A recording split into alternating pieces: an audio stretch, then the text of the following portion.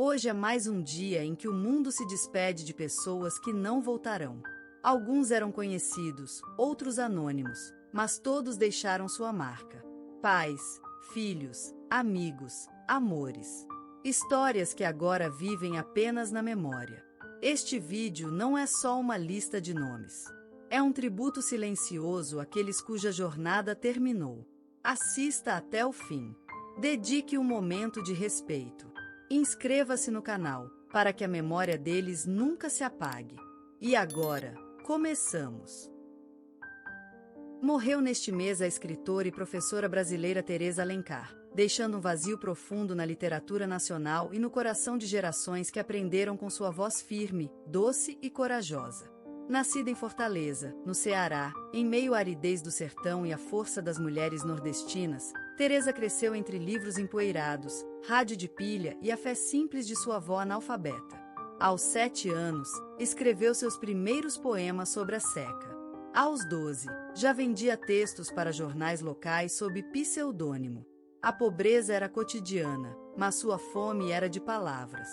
Com uma bolsa conquistada com notas impecáveis, mudou-se para Recife, onde estudou letras na UFPE. Sua tese de graduação, sobre o papel das mulheres na literatura marginal, rendeu prêmios e também perseguições acadêmicas, por ser mulher, nordestina e ousada.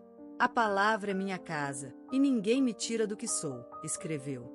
Nos anos 80, publicou sua primeira obra, Espinhos no Algodão, um romance cru e poético sobre violência doméstica. Ganhou o Prêmio Jabuti em 1986. Em 2002, foi condecorada pelo Ministério da Cultura com a Ordem do Mérito Cultural, pelo seu trabalho em projetos de alfabetização em comunidades indígenas e quilombolas. Teresa enfrentou censura, depressão, traições editoriais, mas nunca silenciou.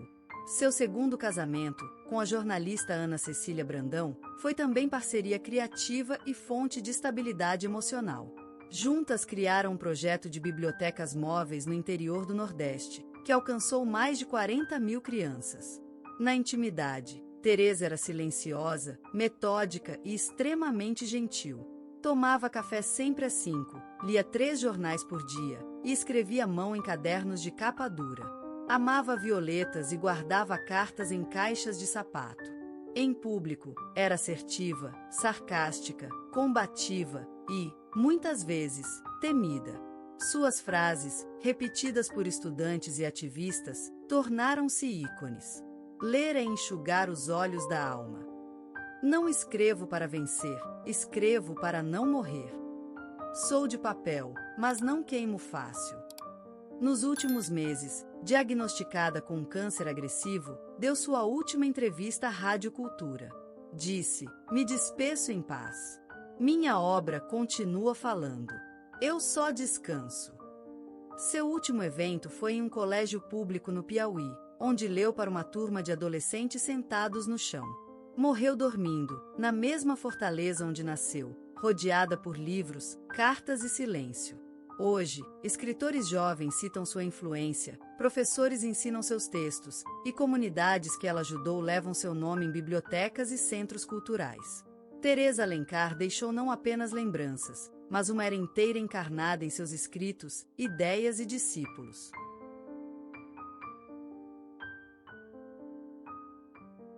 Morreu neste mês o jornalista e documentarista brasileiro Ernesto Lemos da Rocha, aos 73 anos, em sua casa no bairro do Cosme Velho, no Rio de Janeiro, cercado por livros, filmes e o silêncio que sempre respeitou.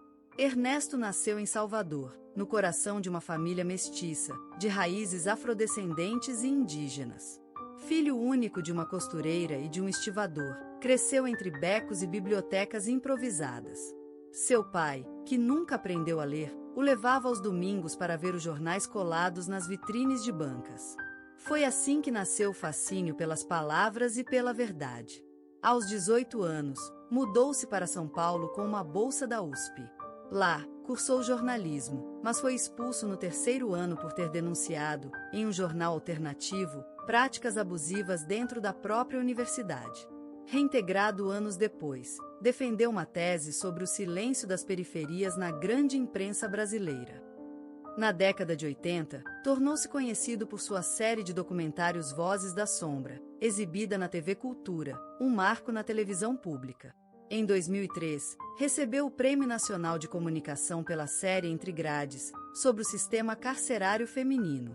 E em 2019, o Ministério da Justiça o homenageou com a Ordem do Mérito pela sua contribuição à denúncia de violações dos direitos humanos. Ernesto foi mentor de centenas de jovens jornalistas. Criou, em 1995, a ONG Palavra Solta, que oferecia oficinas de reportagem em comunidades faveladas. Ali, ele dizia: "A câmera não é sua, é de quem nunca pôde falar." Foi casado 2 vezes. Teve 3 filhos, com quem mantinha uma relação amorosa mas distante, em parte por sua dedicação quase obsessiva ao ofício. Em casa, era metódico, adorava cozinhar moqueca aos domingos e mantinha diários que só agora a família começa a ler. Em público, era incisivo, politizado, direto, às vezes temido, sempre respeitado. Em privado, era um homem sereno, escutava choros, hesitava diante da fama e falava baixo. "O silêncio é uma forma de escuta", dizia. Suas frases se tornaram referência nos cursos de jornalismo. O repórter não ilumina a verdade, ele tira a mão de quem apaga a luz. Documentar é devolver o rosto a quem a história quis esconder. "Não quero ser lenda, quero ser ouvido." No último mês de vida, mesmo debilitado por um câncer no pâncreas, gravou um podcast sobre desinformação. Em sua última aparição pública, recebeu um grupo de estudantes em sua sala e, entre lágrimas, disse: "Agora é com vocês. Sigam com ética, com coragem e com dúvida." Faleceu dormindo, no mesmo bairro onde filmou seu primeiro curta, aos 22 anos. Hoje, suas ideias circulam em universidades, redações e centros comunitários. Seu nome batiza uma escola técnica de jornalismo em Salvador. Ernesto Lemos da Rocha deixou não apenas lembranças, mas uma era inteira encarnada em seus escritos, ideias e discípulos. Hoje, quando o mundo fala seu nome, Gilberto Gil, o som carrega muito mais do que um homem. Carrega um tempo, um povo, uma canção. Ele é símbolo e memória, profecia e presença. Um mestre dos sons e das palavras. Um artista que virou ponte entre o ancestral e o moderno, entre o sertão e o planeta. Nasceu em 26 de junho de 1942, em Salvador, mas foi em Ituaçu, nas profundezas da Bahia, que seus primeiros passos tocaram o chão. Lá, onde o silêncio era cheio de cigarras e vento nas folhas, começou a pulsar o coração de um menino que, sem saber, carregava uma sinfonia por dentro. Na casa onde Gil chegou ao mundo, os dias tinham cheiro de café fresco e terra molhada. A mãe, Claudina, era professora, voz firme e abraço morno. O pai, José, era médico e ouvia os males do povo como se cada um fosse seu. O lar era pequeno, mas cheio de grandeza. Havia livros, fé, rezas cantadas e um rádio antigo, sempre ligado em músicas que cruzavam o Brasil profundo. O berço de Gilberto não era dourado, mas ali o som já vibrava, no choro dos recém-nascidos do pai, nas aulas que a mãe preparava à luz de lamparina e no eco das modinhas que vinham de longe. O menino dormia ouvindo Luiz Gonzaga, acordava com cantigas de roda e, no meio da noite, sonhava com notas que ninguém mais ouvia. A infância de Gil era feita de imagens suaves e sons invisíveis. Havia uma sanfona de brinquedo, sua primeira paixão. Quando a apertava, imaginava que guiava os ventos. Tinha medo do escuro, sim, mas era um medo cheio de poesia. Ele via formas nas sombras do teto, dançava com elas. A voz da mãe era seu farol. E havia tardes em que, sozinho no quintal, ele falava com Deus usando o silêncio das folhas. O mundo ainda era pequeno, mas dentro dele já vibrava algo imenso. Uma urgência de entender, de transformar, de traduzir tudo o que sentia em música. Ele não sabia que era talento, chamava de vontade de cantar para dentro. Era como se o peito guardasse uma orquestra inteira tentando nascer. E assim, o menino Gil crescia. Não apenas em altura, mas em sensibilidade. O tempo passava, e a casa mudava, os brinquedos se quebravam, o medo ganhava novos rostos. Mas aquele brilho silencioso que nascia por dentro, aquele dom que misturava voz e espírito, continuava lá, crescendo, esperando. Porque em algum momento, ele deixaria de ser só menino. Às vezes eu me sentia estranho. Enquanto os outros meninos chutavam bola na poeira ou imitavam os adultos nos gestos duros do sertão, eu me perdia em pensamentos. Olhava o céu e sentia que ele falava comigo. E quando a brisa tocava as folhas da goiabeira, jurava ouvir uma melodia nova, feita só para mim. Na escola, eu era um bom aluno, calado, observador, quase invisível. Tinha vergonha da minha voz, mas também tinha medo de que ela não existisse de verdade, de que fosse apenas uma invenção da minha solidão. Quando falava, parecia que o mundo ficava mais ruidoso. Quando cantava baixinho, era como se o universo ouvisse em silêncio. Comecei a entender que a música não era apenas algo que se ouvia. Era uma forma de existir. Cada nota era um jeito de explicar o que eu não sabia dizer com palavras. O aperto no peito, o brilho nos olhos, o medo de não ser suficiente. Meu primeiro instrumento de verdade foi um acordeão emprestado. Pesava mais que eu. Mas quando encostava os dedos nele, tudo ficava leve. Eu passava horas ensaiando em segredo, errando, tentando de novo, chorando por dentro quando os sons saíam tortos, e sorrindo quando, por um segundo, uma harmonia surgia como um milagre. As pessoas à minha volta me chamavam de menino avoado. Diziam que eu não tinha o pé no chão. E talvez fosse verdade. Eu flutuava. Com os livros, com as canções, com as ideias que vinham de longe, de outros mundos, de outras línguas, de vozes negras que cruzavam o Atlântico. Sentia que minha alma pertencia a algo maior do que Ituaçu. Mas ser diferente também machuca. Lembro de uma tarde, no pátio da escola, quando um colega rasgou uma folha do meu caderno onde eu havia escrito letras de músicas. Ele riu. Disse que homem de verdade não escrevia poesia. Aquilo me queimou. Voltei para casa em silêncio, escondi o caderno debaixo da cama e fiquei semanas sem compor. Tive vergonha. Vergonha de mim mesmo. Até que uma noite ouvi minha mãe cantarolar baixinho na cozinha, lavando louça, sem saber que eu a ouvia.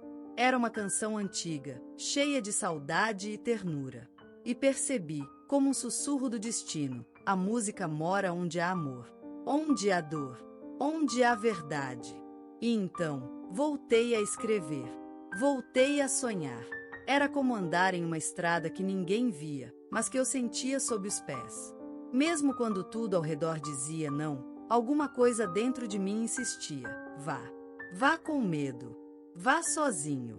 Vá em silêncio, se for preciso. Mas vá. O primeiro sucesso não chegou como um trovão, mas como um arrepio. Foi numa noite morna de Salvador, com cheiro de mar e suor de plateia, que Gilberto Gil, já com o violão colado ao peito como extensão do corpo, cantou pela primeira vez diante de um público que o escutava com a alma. Não foi um show, foi um batismo. A música, aquela que um dia nascerá em silêncio dentro do menino de Ituaçu, agora preenchia o ar e voltava para ele multiplicada em olhos brilhando, em palmas que hesitavam e depois explodiam. O palco o acolheu, mas também o testou. O Brasil de então era um país de cordas tensionadas, entre o passado e o novo, entre a repressão e o desejo de liberdade. Gil sentia essas tensões no próprio peito. A Tropicália, com suas cores, rupturas e ousadias, parecia ser o seu lugar, mas também o seu risco. Não era só música. Era desafio. Era luta. Era escolha. Ao lado de Caetano, Gal, Tons, Os Mutantes, ele encontrou irmandade, mas também se viu diante de decisões que poucos podiam tomar sem medo. Ser artista, sim. Mas ser artista que incomoda, que propõe, que arrisca, isso exigia coragem que, por vezes, faltava nos ossos. Vieram os aplausos. Vieram os jornais, as capas, os programas de rádio, a aclamação. E junto com eles, o peso. Porque no fundo da noite, quando as luzes do palco se apagavam e ele se deitava num quarto de hotel estranho, uma voz sussurrava: será que isso é real? Será que sou mesmo esse homem que dizem que sou? Houve traições, de amigos que se afastaram, de ideais que se perderam pelo caminho. Houve o exílio, o corte abrupto entre o sonho e o concreto. Londres o recebeu como um refúgio e uma prisão. Ele andava por ruas molhadas de uma cidade que não era dele, sentindo o Brasil pulsar no peito como uma ferida aberta. Ali, na distância, ele descobriu outra coisa, que não basta ter voz. É preciso saber o que dizer com ela. Que a música pode curar, mas também denunciar. Que o artista verdadeiro não canta só para si, ele canta para o mundo, e isso cobra um preço. E quando voltou, não era mais o mesmo. Seu canto estava mais denso, mais doce e mais duro. Cantava com gratidão, mas também com desconfiança. Aprenderá que o sucesso não é um lugar, mas uma travessia constante. E que a alma, para continuar livre, precisa sangrar de vez em quando. Gilberto Gil venceu. E na vitória encontrou o que buscava desde menino, não a fama, não o poder, mas a clareza. A certeza de que vale a pena ser quem se é, mesmo quando dói. Mesmo quando o mundo não entende.